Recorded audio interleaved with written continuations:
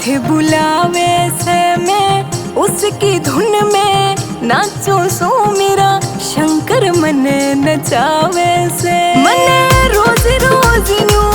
लागे से मेरा भोला नाथ बुलावे से मैं उसकी धुन में नाचूं सो मेरा शंकर मन नचावे से मेरा शंकर मन नचावे से भोले बाबा की जमा में आमी शामी हो गई भोले बाबा की जमा में आमी शामी हो गई मैं तो मेरे भोले बाबा की दीवानी हो गई मैं तो मेरे भोले बाबा की दीवानी हो गई।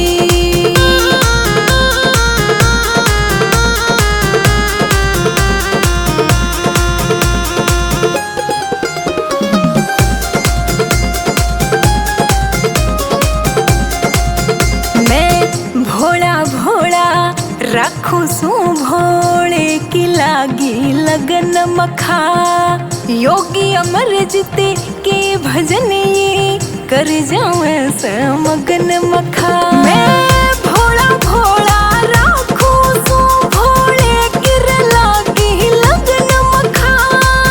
योगी अमर जित के भजन ये कर जाऊं से मगन मखा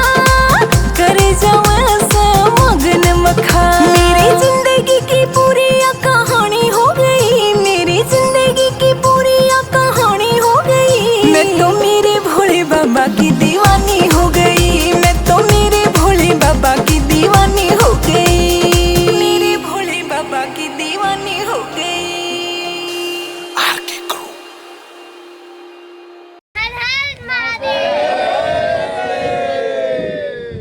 मैं तो मेरे भोले बाबा की दीवानी हो गई मैं तो मेरे भोले बाबा की दीवानी